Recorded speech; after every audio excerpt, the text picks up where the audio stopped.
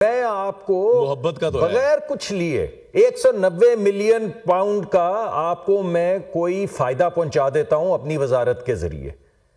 اب آپ مجھے بتائیں اگر میں یہ کروں تو یہ کرپشن ہے یا نہیں ہے. لیکن اب اس بات کے آگے ٹھہر جائیں.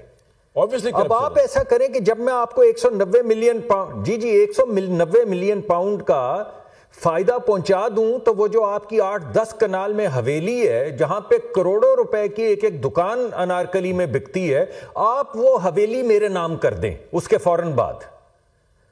اب مجھے بتائیں کہ یہ کرپشن ہے. وہی لگائی ہوئی ہے ڈاکٹر صاحب نے.